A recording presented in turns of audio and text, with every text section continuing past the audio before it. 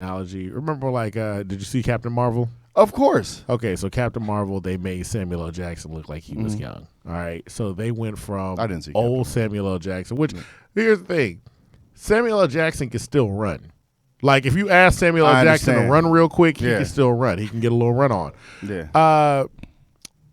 Robert De Niro, You're hilarious. Joe Pesci, Al Pacino, they can't get a jog on. Yeah. Like, they can't get it going. So there are certain scenes where I'm like, yeah, they made you look 40, but you still moving like a 65-year-old. That's terrible. So he's like, okay, what about Sylvester Stallone? Oh, Sylvester Stallone. In that last but Sylvester Stallone Rambo. Sylvester Stallone could still. Sylvester Stallone could beat both of us up still That's what I'm to saying. this day. He's wait. I could fight Sylvester. Fair enough. I could fight him. I feel like I could get out. I'm not saying I could fight Michael B. Jordan or something like that. I could fight Sylvester Stallone. Like, all I got to do is just wind him out for a little bit, and that's it. Like, I could tackle him. Like, I feel like Sylvester Stallone is fragile. So you can get all of us. It makes sense. Like he might have muscles, but he don't have muscles that are like functioning muscles. He's got bones. I understand. He has glamour muscles. Oh, like here, let me see that real quick. I'm like, we have really trying to. Like, why are you doing all of this stuff? This is what I always do, but it's like all me. We have a guest with us. I can't even see the timer now. We're gonna introduce her. Don't worry, I got the timer.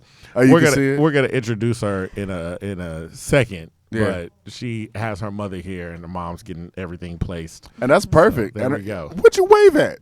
What did you wave she at? Did. She waved her mom just waved. Her mom just waved at the camera bad. that is not on her. But it's okay. It's okay. So I like your mama. So that's there. It's all right. It's all right. We're good. Don't even. We're good. That's We're good. The day is good. Yes. I'm sick, and my future is looking bleak. He has maybe sunglasses even on. Black and ugly as ever. However, I stay God. Houston down to my socks. I got on socks. I got on a sweater under this hoodie and a hoodie. That's why the light sweat, a little light sweat, and the shades. Yeah. That's all right. Avery's feeling a little. Sorry. Carlton Banks. Whatever. You know my name. Avery, like a very nice Avery, guy. like a very nice guy, a.k.a. Carlton Banks. Carlton with a K-B-N, triple X. Carlton with a K, B-A-N, triple X. And we also have the co-host over here, Jess Devon, best writer from the Houston Press that I've ever met in my entire life. That's why can't you let me? Why can't you let me love you and be proud of you? Why can't you let me be? I can't say I'm the best. You can say I'm the best. There you go. So you have to. I have to be humble, down. and I have to say like, hey, be humble. You know. You it's have like to do when it rappers like be like, I'm the best. Sit down. You can't do that. Remember when the Game said he was the best in the West, and people was like, T.I. said he was the best. Did we believe it? At that time, it was 2003. He said he was the king of the South, and he had to go up against. Look at T.I. now. Budget. He had to go up against Lil Flip, and Lil Flip at the time was not. Yeah, let's be honest. It was not complicated. It was an ABC rap. He said, Lil Flip, if you want to come on the show, please come on the show. I treat you like milk. I do nothing but spoil you. But you liked Lil Flip's last album. I will say we're still fair. We didn't like old Lil Flip, but he was the one that shouted out. I shoot out Lil Flip. I've listened to the last 3 albums. Yeah, I pay attention to everything. He will tell me, he's like, "Yo, Lil Flip still got heat coming." I was like, "No, he doesn't." He does. Then he had me listen to it. I was like, "Oh, look, you heard the song with Slim Thug and Lil Flip floating." Yep, man, he does a good job. He does a good job. So Lil Flip, if you want to come on, my bad. Not my bad. His bad for taking it's my the slug. bad. You know, he didn't like. I wasn't taking a slug. I was didn't just like your old stuff. Saying my opinion. Okay, it is my humble opinion. And since we're talking about opinions, we do have a guest here. She has opinions. She has opinions. Has a whole good platform of opinions. Yes, opinions that can change our entire life. Yes, possibly. Possibly. That's what we're about to find out. There we go. All right, here we go. How you doing? Good. I'm doing great. And what's your name, Audia?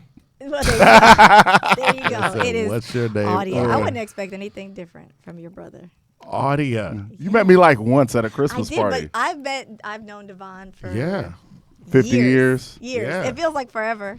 I like when I met you at the party, you had your name tag and it sparkled, and I go, okay, that's branding. Did it say it said Audia? It said Audia. That's why I know it. Huge Yes, tag. it was huge. I need people to know. It wasn't a name tag. It was like a folder on your. But you have a No, it's distinctive not a name. folder. You have I a do. distinctive I name do. like I have a distinctive Yes. name, right? Yes. So, I mean, first off, where does the name? What, your mom is Yeah, here. your mom She's is here. Your mom She is here. Yeah. So you can ask the source. no. Well, if we ask the source, she'd have to come over Yeah, here. she has to Right, go on no, the mic. no, and have that's on the okay. mic. I'll explain So where does Yeah. the name Audia come from? Oh, I know it was her best friend in college. And then she said whenever she had a daughter that she would name the daughter Audia. And I was the only daughter that was born. So lucky me, I got it. I got the name. Oh, Okay. She kept it up. She kept it So real. You kept the promise. yeah. You know how many people have promised me they're gonna name their kid after it never real. happens. Never man. You know, that's happens. just something you just say. I've so I'm had like, people say that and they actually name their kids Audia. So Really? there are like 2 other Audias I know that are younger than me. And they'll call Really? me and I call them and yeah. Okay. Yeah. Okay. Man, that's awesome. Yeah. Audia. And Audia is running for. Harris County District Attorney. Okay. Wow, Harris that's Yes, what's up. yes. So normally we've had some authors, we've had some lawyers, we've had some singers, we had some rappers, we've Yes. had videographers, Yes. things like that. So this is new. This It is a political aspect Yeah. here. So we're going to ask a few questions. I mean, one, we want to make sure our listeners know exactly what the prosecutor does, because Yeah. I don't think a lot of people do. And how you can actually affect them. And we're going to go into like why you're deciding to run for prosecutor and a couple other things. But first, we're going to Yeah. back up like Audia, because all of our guests come from Houston so far. Awesome. So Or Tyler, or Texas related. But you from out. So tell us where you from, and then what brought you to Texas. Yeah. And let's go from there. So originally I was born and raised in Connecticut. Connecticut. I know, Connecticut. Wow. Connecticut. I Okay. know, I Okay. knew- There's nothing wrong. There's nothing wrong with Connecticut. Nothing and wrong. I All right. and it was a great childhood. My father was in the military, so that brought them there. My mother was a school teacher, a public school teacher, for about 35 years, and so born and raised. Ended up being very good at basketball. Okay. Okay. what and positions you play? Shooting guard. Oh yeah. Yeah. You look like you. I Play played a basketball. shooting guard, yeah. You still play? Every now and then, we actually played on Christmas Day. She's saying we she took can my wash niece out you. there. Yeah, I could. Everybody I could can give watch you, me. I can give you the business. I'm Yeah, from yes, Sugarland. yes. I have no basketball. Like, Whoa, Hey, whoa, it whoa! doesn't There's a matter where kid. you're There's a from. kid out there. Goes. She's from Connecticut. Yeah, well, UConn. Connecticut is I'm about to UConn. say They're like UConn, a breeding the ground. East She- Coast. She immediately threw out UConn. I had to. but the UConn. East Coast has nothing else going on for Oh my but God, basketball. That's not Whoa, true. that's Wow. not true. Now I love Houston, so I'm not even going to be. We're a that mad at football you. state because there's a lot of Yes. land. Yes. Okay. Connecticut Okay. is True. I that can see big. that. I can We're see about that. to be a soccer state too, Yeah. because there's a lot of land. But That is continue. true. But anyways, so ended up coming out here to law school, which I was very happy about. Is got into Texas Southern University. I always wanted to go to HBCU, Yay. so it was either here or go back to Connecticut. Was not going to do that. Okay, So okay. applied, got into Texas Southern University. Favorite school, hands down. We have to thank them for a lot. Yes, I do. Yeah, we actually were in the same class. Oh, yeah? There are Yeah. aspects of TSU that I good. really, really enjoy. There are Yeah. some that I don't. There but are I some mean, that we don't, Every but- school got their problems, but I Yes. love TSU. Yes, yes. TSU is a great school. Yes, they better actually than PV. have- No, I just want to strike up conversation. Go ahead. Look, Nah, they have the yeah. most. I went they to graduate the most PV minority lawyers in the state of That is Texas. true. So That is we true. definitely Y'all have do? to give. That's Yeah, good. yeah, Yeah. yep. Texas Southern University, Thurgood Marshall School of Law. So ended up doing really well with criminal justice. Was Judge Walker's tutor. Oh, okay. Judge Walker's Okay. tutor. I was a Okay. tutor for criminal law for the first, 2 years? Never really thought much of it. I thought I'd end up being like a sports agent or something because at that time I was done with basketball. But anyways, long story short, I came to Houston, fell in love when I went to law school. Good people, good energy, great food, great weather. Yes. Left and went back to D.C., ended up working on Capitol Hill for a Texas representative, and then again made my way back out to Houston where we've made it home, and we're not going anywhere. So, got So this- so when you went back to DC, what was the goal when you went back to DC? Who were you working for as the representative? and everything? Yeah, so I was working for a very well-known congressional representative of the 18th Congressional District. Okay. Yes, Congresswoman, last name Lee. Yep. Yes. First name Sheila Jackson. Yes. Sheila Jackson. Yes, yes, okay. yes. So I worked for her, and I handled the House Judiciary Committee portfolio. And, okay. Yep. So, got to meet a lot of interesting people, do a lot of work on different legislation, dealing with criminal justice reform. But even at that point, I wasn't really practicing law and didn't understand how backwards our system really was. So, yeah, you were up there doing, because Sheila is involved in criminal justice reform. So you're up there involved in starting to get involved into the criminal justice reform. Okay. So, but you're still not on a national level. Yeah, that's on a national level. But you're still not like, okay, let me jump into. Yeah, I still wasn't in the trenches. Okay, that's what I'll call it in the trenches when I came back. So did that and ended up moving back to Houston, where of course I married our other classmate and my best friend, Audia Jones. Okay. And did that. So Judge Jones. Yeah, yep, Judge Jones now. And so once we did that, something came up and I applied for the prosecutor's office. I didn't think I would ever get a call for the interview, but I did. And it's one of those things where we have so many people that look like us, that look like you and me, minorities, especially black men, a lot of black women that are caught up in the system. And I come from a big family, so I have family members that are no stranger to the criminal justice system. Okay. On the wrong side. So what I will say is that I didn't take it serious. I went in for the interview and was kind of like, if I get it, I probably won't go. But I got called, went in for the interview, and about a couple hours later, they offered me the position. Oh, dope. So and at that point, I really did not understand what it was I was about to see. I had read the book, The New Jim Crow, while I was in D.C. Okay. So it gave me a good foundation for not even that the system's broken. The system's working the way it's designed to work. Yes. Right? Yes. So something that's broken is not going to continue to travel miles and miles and miles, but we have a criminal justice system that has continuously for decades pretty much enslaved people who have fallen victim to it, or who have done something, right, committed some kind of offense, and now they're paying the price for the rest of their life. So. Now, when you first got there, I guess what was the most surprising thing when you first got to the prosecutor's office that you were seeing? Or I guess the thing that you were just kind of like, okay, this is not what I was expecting. Yeah. They put me in trial the first day. Really? Like day number one. Okay. Day number one. And when I say day number one, keep in mind, they didn't ask me if I had ever practiced before. They didn't ask me if I had ever tried any cases. I had not gotten any type of training. I didn't get any type of guidance. Nothing. So you have a chief in the court. I was the misdemeanor 3. And at that time, the first case that I had was a driving while intoxicated, where someone's facing up to a year in jail and up to a $4,000 fine. Okay. So you're given this huge responsibility and with no guidance. So essentially that kind of caught me off guard. But what they don't know is, I like to be prepared. So I'd actually come in 2 weeks before and actually watched a full trial. Oh, okay. So I was able to kind of at least fake my way through. Yeah. And the attorney, took a 100-day plea for the guy that was facing a driving while intoxicated case. And later on, I learned most people only take 2 or 3 days, maybe at the maximum 10 days. But because I looked like I was prepared and that defense attorney didn't want to move forward, she really subjected her guy to a significant amount of time, which was unheard of almost. Really? Yeah. Okay. Yep. Okay. Thank you. So I guess that's one of the other things too that people prosecution, and this is where you're actually you're prosecuting.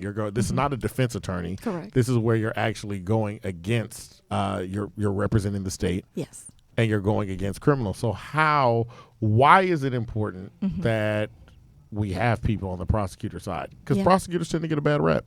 Right. I think what we've done in the criminal justice system, I understand why prosecutors get a bad rep. And I will say, when we look at things like the Central Park 5, when we look at things of people, the young man that came and spoke at our fundraiser that we had in November, his name is Daryl Burton, did 27 years in prison.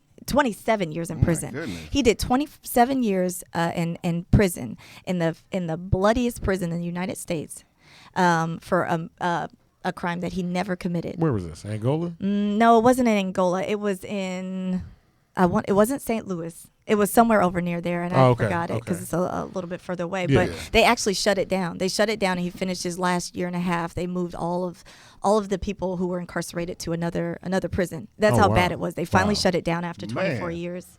Yes. So, okay. So back to your question. When we say, criminals, I think that's a very term that we use loosely because so many people are given the title of criminal if you fit into a certain stereotype.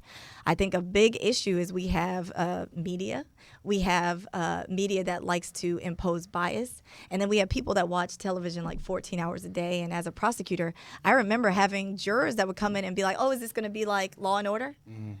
I feel like that's what most people think. That's what most people think. They think it's Law and Order, or they think it's, insert every SVU, judge show. pretty much every judge show. And it's like, I feel like the public's perception, or most people's perception, because a lot of people don't have any kind of dealings with the law unless they get in trouble, is prosecutors work to put people in jail, defense attorneys work to keep people out. But defense attorneys and prosecutors pretty much get along anyway. But the whole thing is, it's like your goal is to try to get as many criminals in jail as possible, and defense attorneys are supposed to be keeping them out, and usually prosecutors are backed by all the money and power of the state, and defense attorney. The cliche. It's like a defense attorney coming in. It's like, but it is historically that's what it's been. And with our campaign and our platform and a wave of other progressive prosecutors across the country, we are really working to change that by saying let's have a criminal justice system that really is fair, right? Because when we have a district attorney, they're elected. And they're elected by the citizens of that community. Absolutely. So what our responsibility truly is to, number one, is to make sure that the safety of the community is the first priority. And the second thing is to make sure that we are treating everybody fairly under the system. And I think that's the biggest thing that we haven't seen. We'll have people that will come in with several degrees, and I think that. If they look like, your brother, and your brother may have a bachelor's and a doctorate degree, and it won't matter because if I use my power, my authority as a prosecutor, and even place you in front of a jury, those jurors are going to, 9 times out of 10, they make up their decision on guilt or not guilty before the trial even starts. Yeah, that's true. Because I'm of what you right look now, like. and I think, I'm guilty too. Right now, you look extremely guilty, but because you're bringing up some good points. I'm dark skinned. No. Wow. I'm one of the few. You also have on dark glasses and a hoodie. Dark sunglasses. See, why can't I wear? No, I'm dark just joking. glasses I actually just came from a brunch. There were like 8 white guys dressed exactly like you, but they would have been innocent. But okay, let's not get into that. But we can talk about that. So let's talk about that. So when we're talking about, when you said earlier, let's talk about what a criminal is. Yes. So let's go more in depth into what you're saying about that. Well, our system is supposed to be innocent until proven guilty, right? Supposed to be. Yeah. But what we know, and the fact that even you even gave that reaction, we know it's typically you're guilty until you prove yourself innocent. Exactly. However, the burden of proof is always supposed to be on the state, right? We say that it's said so nonchalantly, but it never is placed on the state. It really is always placed on the person or the defense attorney to prove that you weren't there. Prove that you weren't the one that did it. And then when we look at the statistics, I think everything that we do under our campaign is based in numbers. And it's not a feeling. I mean, it's not a random feeling that we know 19% of our Harris County population is made up by African Americans, but we make up 50% of the jail population. Ridiculous. So, and it's not a random number when we have statistics to back up and say when we look at possession of marijuana charges that blacks and Hispanics are 6 times more likely to be arrested and convicted for possession of marijuana when it's used at the exact same rates as our white counterparts. And it's not a feeling when we say 1 in 3 black men will go to jail at some point of their life, and 1 in 18 white men will go to jail at some point in their life. My goodness. So it's not these aren't feelings. These are real facts that are based up in numbers, and what we've been doing for the last 50 years, which has caused our crime rate to go down, but incarceration rates to go up. It's time to change the way we're doing things. So what are your first steps on changing that? Because if you're saying like you're still on the side of, I guess what are the steps in terms of, are we not going to prosecute the crimes? Are we going to look deeper into, are we going to start to change what we believe is a crime? Because we're still, I mean, a prosecutor is still held by that code, by the law. Yeah, you're officer of the court. But so, well, there's okay. So let's start there. What is the district attorney's power within their jurisdiction? Here in Harris County, literally the district attorney is single-handedly the most powerful actor in the criminal justice system, hands down. Yeah. And no matter what you see on TV, as far as like the judges, the jury, the district attorney is where it starts and where it could possibly stop. And I'll explain why. So here in Harris County, 24 hours a day, 7 days a week, there's something called the intake system. And the intake system in Harris County requires an officer anytime that they start an arrest, if they believe that they're watching some kind of criminal conduct, they can arrest someone, but they have to call the district attorney's intake division. So when they call the intake division, either the prosecutor on duty says, yes, we will accept the charges, at which time the officer can then continue the arrest and they'll go in front of, probable cause judge and whatever they'll do with the bond, or they say, no, we won't accept the charges because that doesn't make sense. The evidence doesn't match up.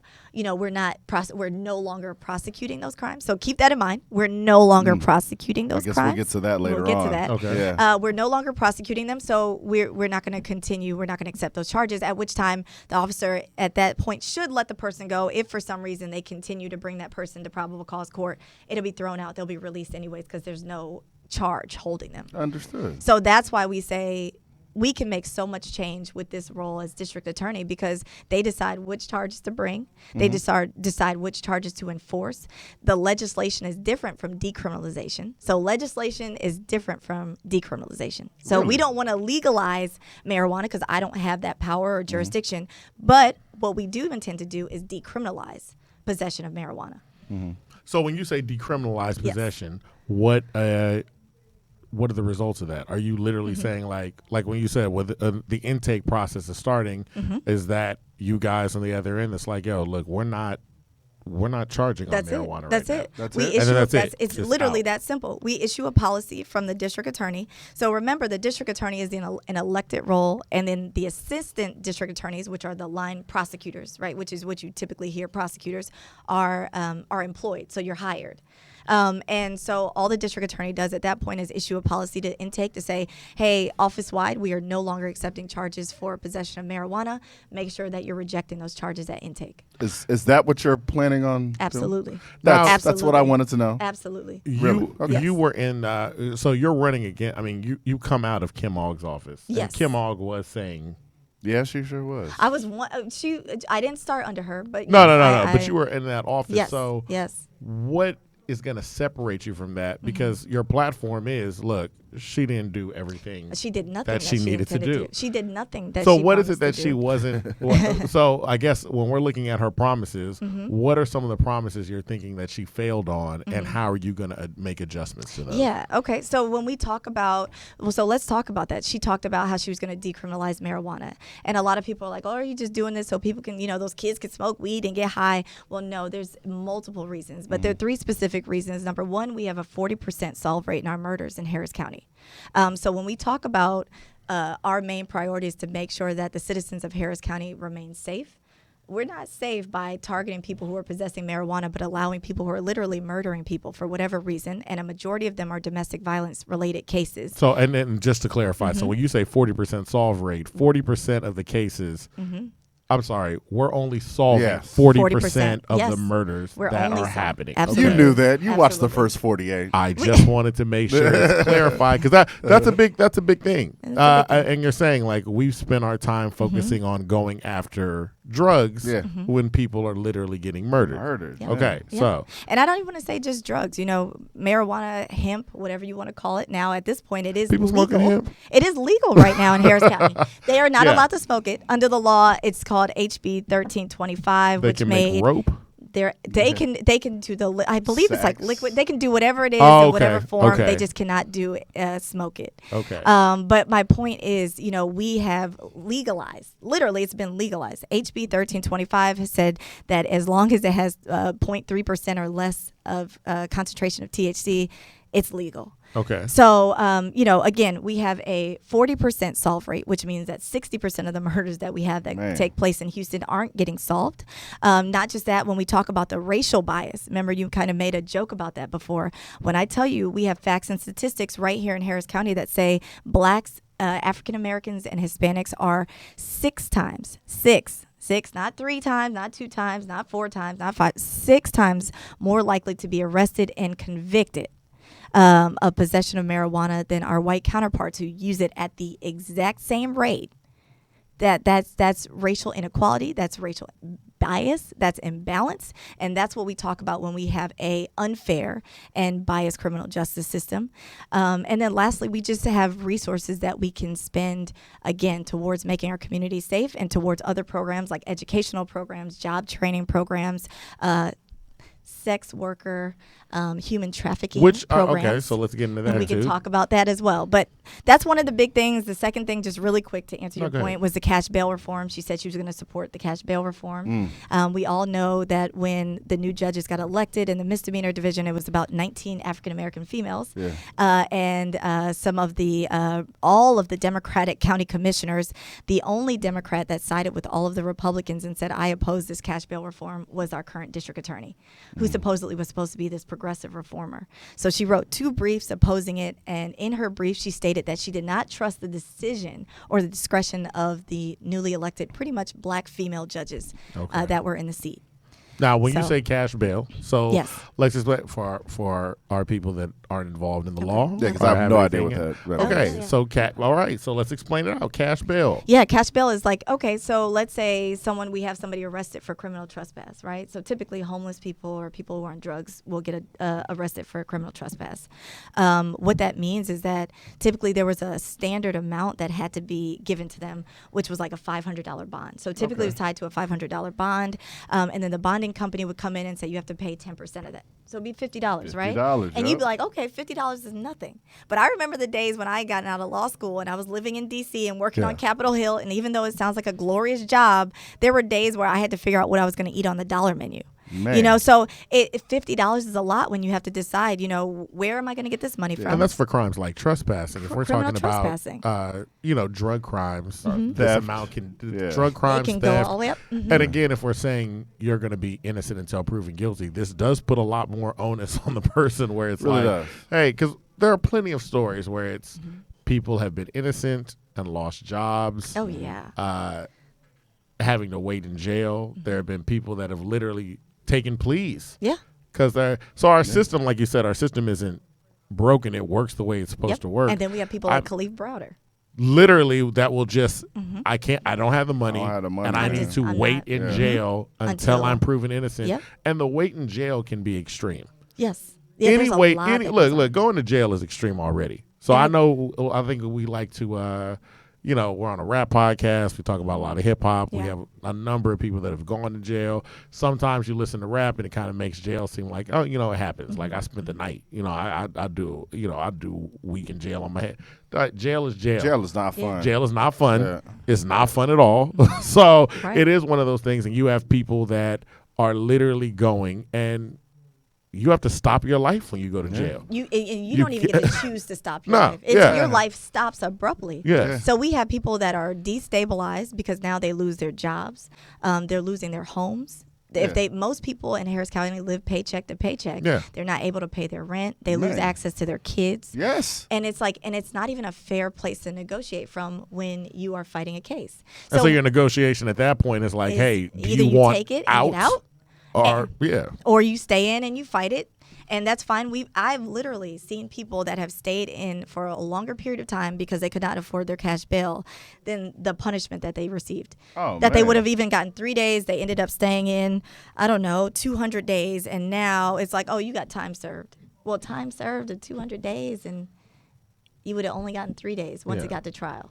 So Now, I guess then during your time working in the prosecutor's office, what is it that you did to kind of, or can you do anything at that point? Yeah. So I did what I could within the cases that I handled.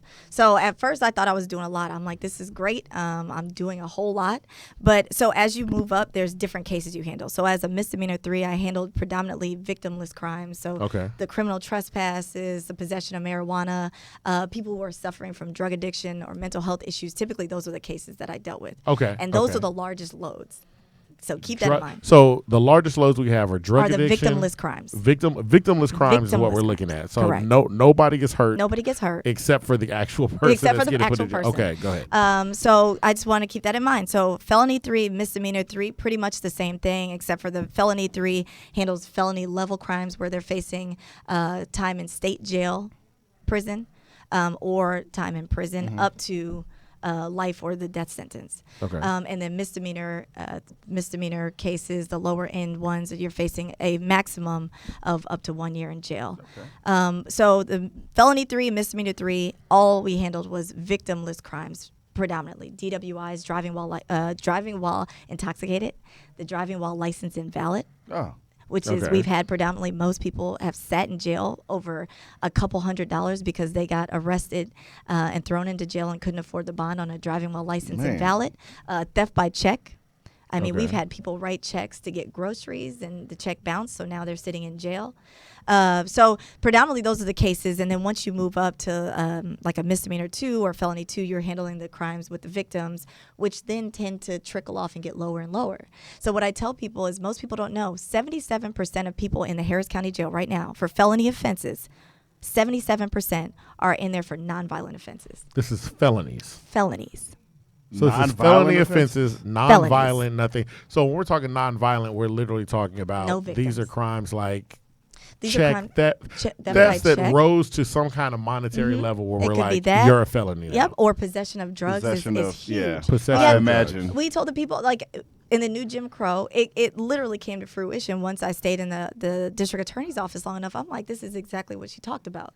We had the war on drugs that started with Nixon, and literally our prison population in the United States went from 200,000 over 2 decades to over 2 million.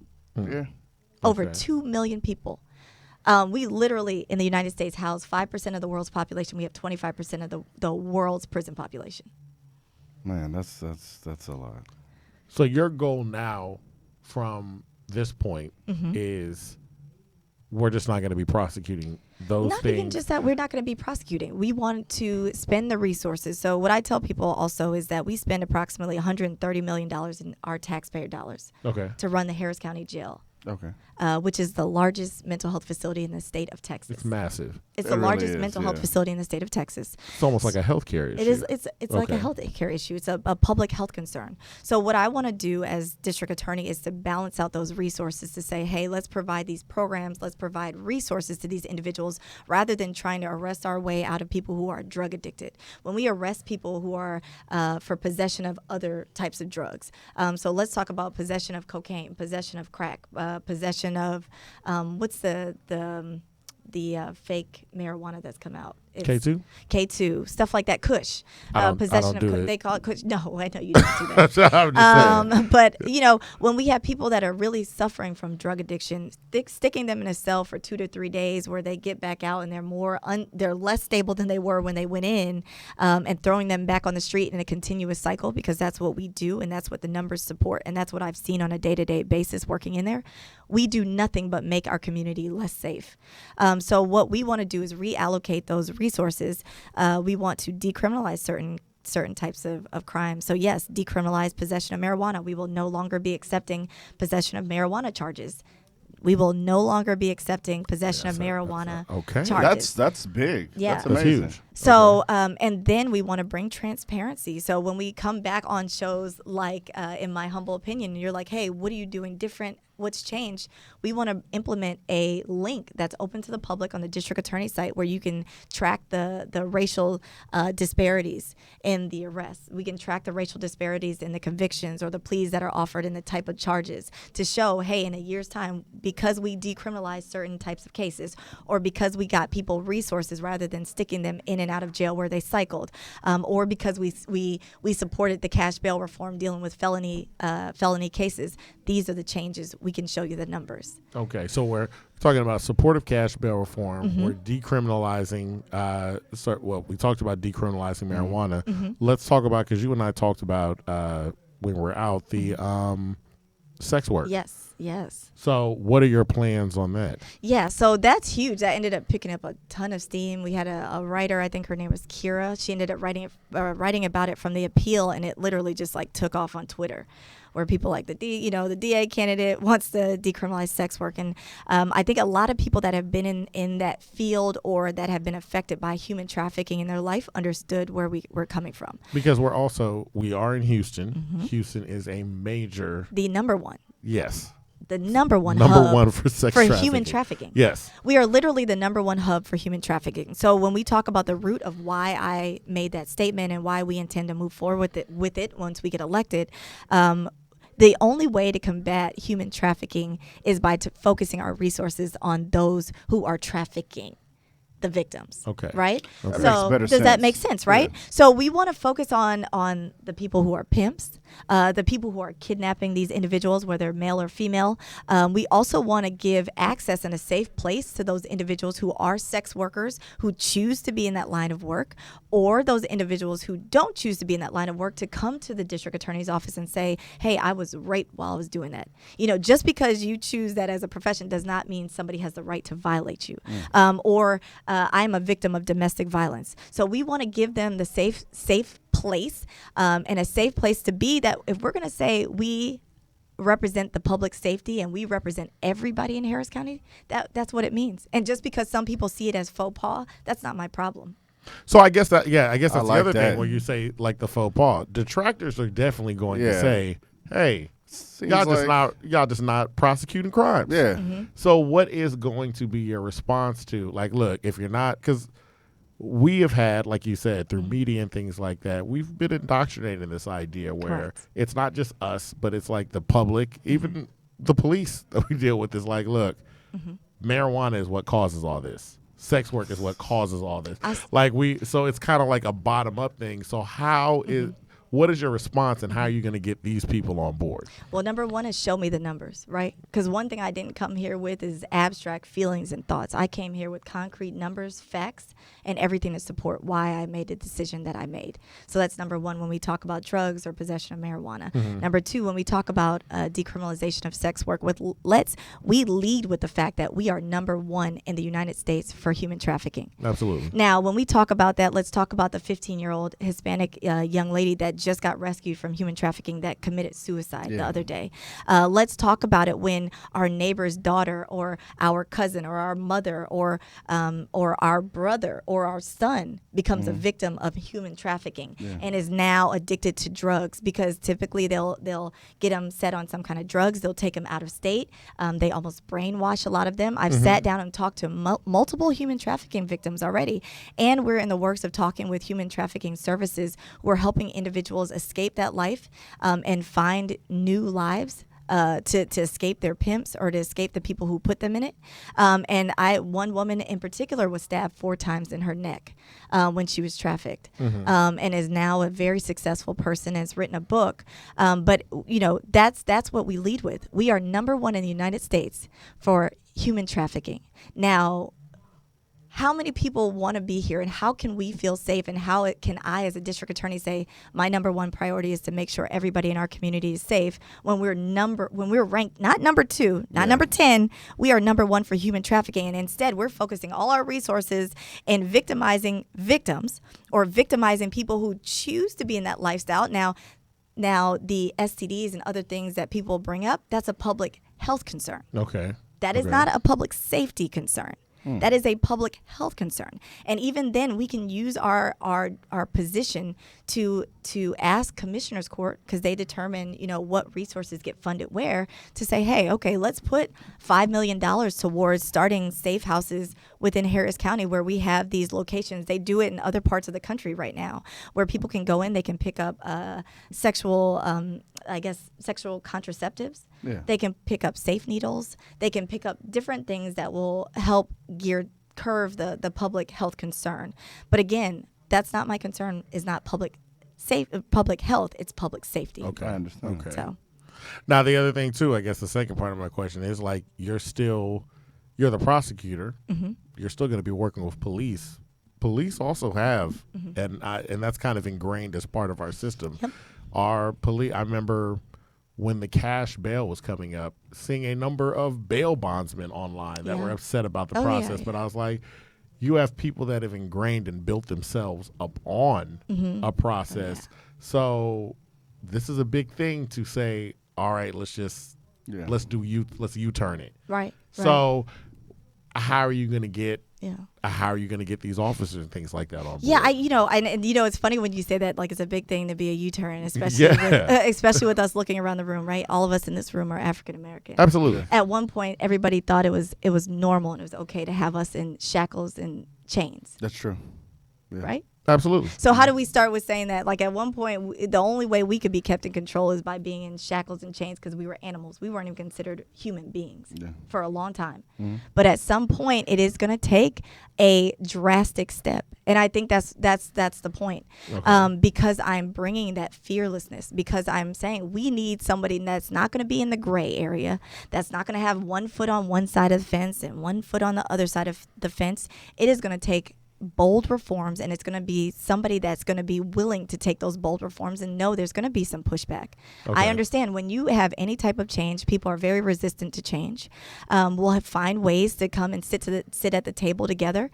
I think one thing we need to keep in mind is that we're not a long arm extension of the police, and the police are not a long arm extension of the district attorney's office. Okay. We need to change that perspective, right? I was about to say, because Yeah, 'cause that's that what it looks is like the to me. perspective. And When you talk about understandably so. movies like Understandably so. When They See Us, or Yeah. like any Yeah. prosecutor's Yeah. office, if you flip on Law and Order, Mm-hmm. the police and the prosecutor basically in the same office. And not even And if you flip on flip Law on and Order. things You like- go walk down to the. I mean, Yeah. you can walk down to the I'm real about to district say, attorney's it's the office. same room. We have relatives that are No, no, no. Absolutely. I'm just Yeah, saying. and So I'm yeah, like, come on. But- and people that's my are thing. the I'm way the not- system is built. It It's- is work like that. It seems And I it- mean, if you turn on Power, they Yeah. like okay, Power's crazy. Yeah, but powers.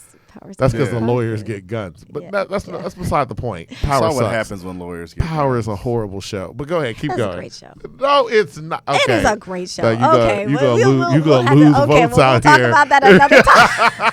Yeah. Well, the only thing No. Angela does not. What I'm- federal prosecutor goes to the I'm- crime Thank scene? you. I'm- What is going on with that? First off, You Yeah. know that. why is she showing up to prosecute and investigate and arrest and like she's doing everything? Why I is was she a like, home wrecker? I can't even. you know move what? No, on. no. Okay. Let's not even just focus on that. Like just that. Like she's a Okay. home wrecker. That's terrible. I but know, and her ghost keeps appearing How everywhere. is she a She cop wrecked a drug and a dealer's home. lawyer? I don't know. She's like the prosecutor and the police officer. I don't Yeah. know. It's The crazy. show And- makes no and sense. a home wrecker. But But I will anyways, say this. And a lover. it's- because that's a popular show. Yes, That yes. almost leads to, because it's like, look, we were both Yeah. in law school. Yeah. You go to law school and then you're like, oh, this is how it works. Right. You spent a whole lifetime watching TV, Yeah. and then it's like, this is not how any of this works. Wait, hold on. Like, did you none think of you was this. gonna get a gun, Divine? No. I went to think law you- school before Power. Oh. If I had Oh, gone to yeah. law school after Power, Yeah. maybe I'd have thought that. But I mean, Yeah. just the way the legal system works, there are certain embellishments Right. and just outright completely wrong things that are happening. But this is what I will say. Yeah. They're having worked very closely with officers as a prosecutor for 4.5 years. It took me about 4.5 years. It didn't take me 12 years or 20 years or 30 years to realize our system was literally destroying so many communities of color. It didn't take me, 12 years to realize our communities were being literally decimated by our criminal justice system and that something needed to be done to change it. But in that time, I really got a chance to witness great prosecutors, great police officers. I got a chance to witness and help get rid of bad police officers. I've seen very bad prosecutors. This is what I will say. This is what we intend to do, and this is one of our platforms, is that we intend to hold powerful actors at the very minimum at the same level as everybody else. Okay. At the very minimum. Because what we've seen is at the very minimum, they have the most power. And when I'm talking about powerful actors, I'm talking about police officers, Yes. elected officials. I'm talking about defense attorneys. But because there were days where I had to go up against a defense attorney, and I had to act as the defense attorney and the prosecutor. Okay. So let's not get that misconceived and think that just because someone had the title defense attorney that they weren't working against their client's best interest. Because I can give you an example. One lady was like, "Oh, my guy looks like a drug dealer," and she didn't think I heard when she was talking to when I was a chief in the court. So I turned around and said, "Well, let me see what he looks like. Show me." "Oh, I'm not saying because he's black." Oh, we all knew. Yeah, we And know. I said, "Well, that's not what I We said." know. I said, "But go ahead, show me this picture." Yeah. And it was a young black guy, handsome with locks, looked very clean, and nothing else to that picture. But to her, and that was his like defense attorney. Yeah, that was his defense attorney. So let's just it's a system run by humans, which is going to be imperfect. But again, what we're saying is that we're going to hold everybody accountable under the law, and that's one thing that specifically when I supported our current district attorney, that she said she was going to do, she didn't do it. There was a case where a young woman, 2 officers stuck their fingers in a young woman's vagina from Texas Southern University looking for a piece of marijuana. Yeah. The initial district attorney indicted those 2 officers. The current district attorney came back in and had those cases resent back to grand jury and got them dismissed. We have several other cases where we've had people. Now, I'm sorry, when you say resend on that, when they sent it back down, this is somebody that's prosecuting the police. Yes. Yeah. Yes. I just want to make sure everybody's clear on that. Yes. So the cases were already being current district attorney was like, no, we don't need to prosecute this. Let's send it back to grand jury. So there was an effort to actually hold these police accountable. Oh, absolutely. They were held accountable. They were held accountable, Yes. and then that was It was derailed. in the process, and it was derailed.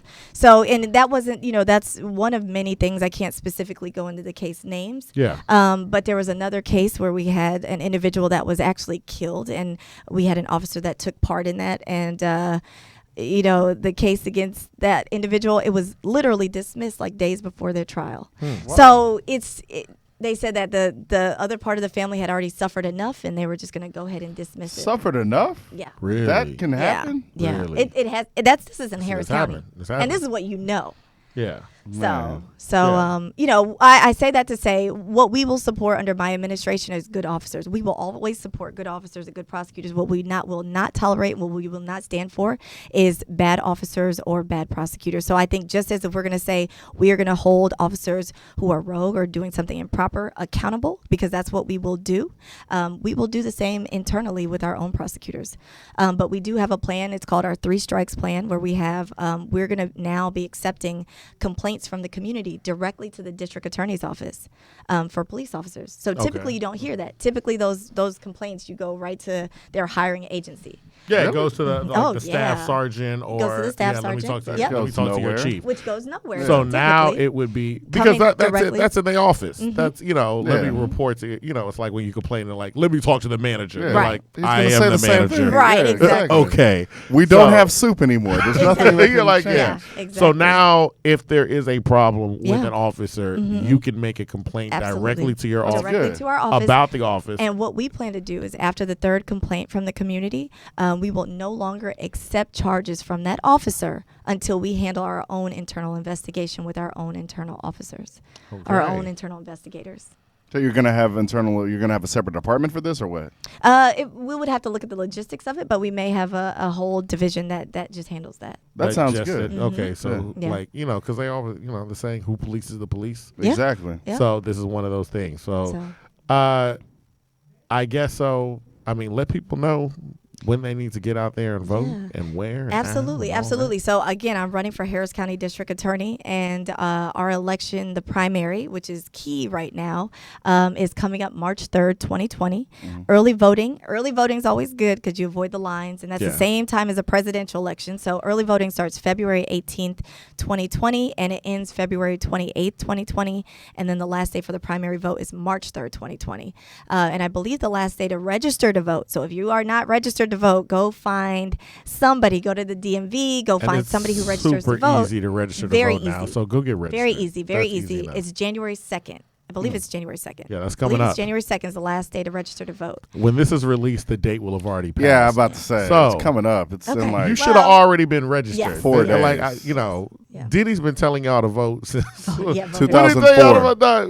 Everybody's been he telling said y'all. vote or die Yes, since he like did. 2004. And Yeah. every old black man has told me to vote, and every old black woman since I was like 16. Our mama will- since before We'll I go could on a legally rant vote. about Yeah, but literally, I had to we leave the all house to need go vote in this.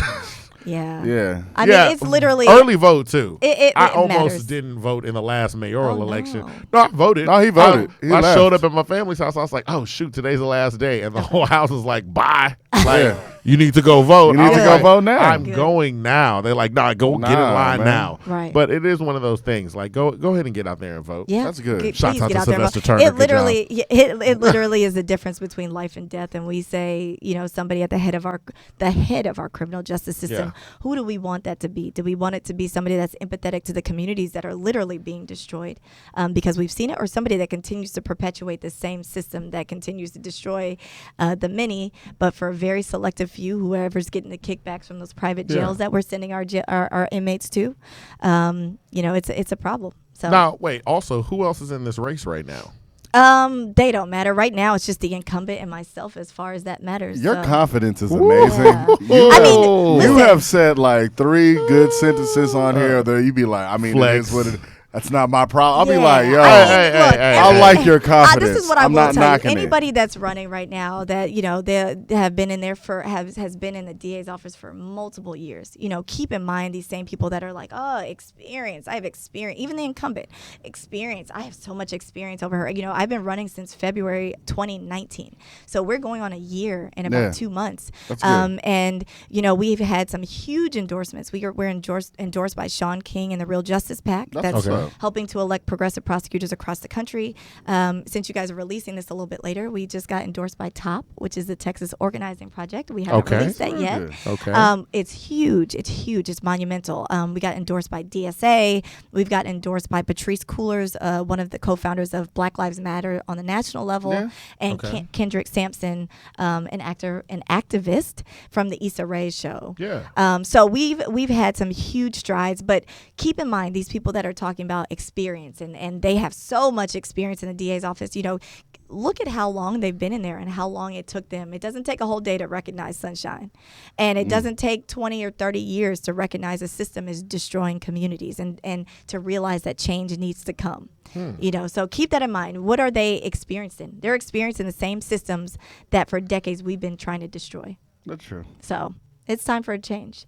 So you can find me at Audia 48, AUDIA. Why are you pointing sorry. at your phone? Point at our cameras. I can't. Like, yeah. You can find me at Audia 48. That's AUDIA. FORDA, literally DA, on Instagram, Twitter, and Facebook. And then you can visit us online and take a look at our platforms and As a matter donate. of fact, let's pull up your website real quick. And donate, please. Takes money and people.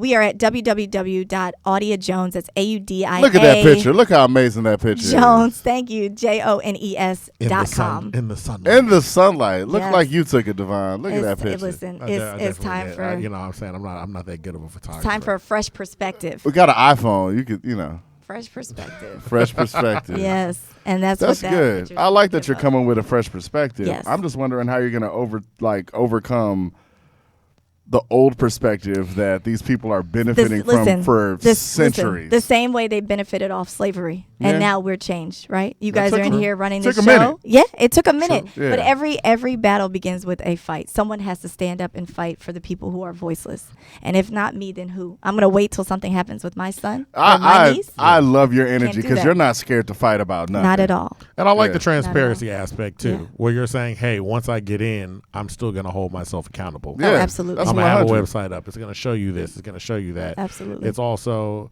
and let's just real quick because we still got a little bit of time left. Okay. Let's just make sure we go through all the points of your platform where we're saying decriminalizing marijuana. Let's just start from the top. Whatever you got, go. So one of our big things is ending mass incarceration, as it deals with decriminalizing certain drug possession, Yes. decriminalizing crimes that are tied to poverty and mental health issues. Wow. That's big. Yeah. And then we want to steer resources towards educational programs, job training programs, housing programs, things that will get individuals back on their feet, even people that do serve prison time or jail time. Let's allocate the resources to do a follow through that will maintain a safe community. We want to also allocate resources to individuals who are victims of crimes that are in fact violent, right? We know that does happen. And what I've seen as a prosecutor, too many times we'll use those people as like vehicles on the road to prosecution. Once we're done, we're like, hey, we got your person 37 years, you're good, life is good. But oftentimes, if they're not treated, they then tend to become the victimizer. Okay. So Okay. we want survivors in Harris County, not just victims. And so that's what we intend to do, is roll out even a larger, expand our division dealing with victim services. And then we want to build out another section dealing with immigration consequences. Okay. One thing we don't have, and especially under this current national administration, there are so many consequences where we have our undocumented population is being doubly penalized, even if they're caught for the simplest crimes: driving while licensed invalid, possession of marijuana, criminal trespass. After that, they're on ICE hold. You know, so it's how do we avoid that and maintain our safety? Looking at different diversion programs, pre-arrest diversion programs for individuals that we're like, hey, you know, we want to make sure our community's safe. So, for example, certain drug sellers, pre-trial diversion programs. So people who are violent offenders, depending on what type of crimes and the evidence. And that's something we will have to look at in depth, but definitely implementing pretrial diversion programs, pre-arrest diversion programs to keep people out of the system for nonviolent offenses for sure, supporting cash bail. And then lastly, the transparency piece, where we want to implement the link on our website to keep track of the ethnicities, the plea agreements that are offered, the type of charges that we're seeking, and then the trials that we seek, and make sure it's available. And after a year, we can start saying, hey, this is what's happening. Our community is becoming safer. The numbers, the bias has gone down. And this is how what we've done is working. Or, hey, no, this is not working. Maybe we need to try a different way after the first year. All right. Sounds good. Yeah, Audia's open to change. Yes. Well, that's been what it is, man. We've been happy to have you. Thank you. Thank you for coming great to have through. you. Great to be on you guys' show. Yeah, we appreciate you coming out. No, we this is really great. appreciate you. And where can they find you again? You can find us at www.audiajones, that's AUDIA, Jones, JONES.com, or Audia, AUDIA, FORDA, on Instagram, Facebook, and Twitter. That's what's up. Yes. That's positive. And once again, the dates for registering early voting and whatnot. Registering to vote, the last day to register to vote, I believe it's January 2nd. For some reason, it's escaping me, but I believe it's January 2nd. So get out there, register it's to close, vote. though. Yes, it's really very, extremely very close. close. Yeah. The mail-out ballots go out January 18th. So if you're going to do an absentee ballot, look out for yours January 18th. Early voting starts February 18th, 2020. And will end on February 28, 2020. And the official day to vote in the primary election for March is March 3rd, 2020. Well, there you have it. Yes. Thank you very much for coming you, by once guys. again, Audia. It's very important to get out there and vote. We need a change in the community as a whole. And this has been, in my humble opinion, I've been your host, Avery, like a very nice guy. There's also Jess Devon right over there. Just Devon, being divine. Yeah, that's what's like going supposed on. to be, yeah. And we also need to check. Oh, and our guest was Audia. Audia? Yes. Audia Yes. Jones. Yes. And we just got to get her on a change on her TV show. You got to watch something other than Power. That's horrible. I watch stuff other than Power. I really don't watch a lot of television. We do a lot of reading. Oh, good. Do a lot You of read, reading. yeah, A you lot of did. reading. I mean, you've been mentioning a book since we've gotten in here. Just mentioned a few books, you know what Yeah. I'm saying? So, He's always yeah, trying to you know. play me. He's down always since trying to law play you, school. but that's what it is, man. People This has read. been, in my humble opinion, where the opinions are humbled and the words aren't jumbled. I don't even know if that's what I say, but That that's is what I'm you saying usually tonight. say. I think you yeah. got to go take some medicine, man. Yeah. I do. Yeah, feel better. You look like a victim. Bye. You look like you're a Bye. witness again. You are so funny. That was great.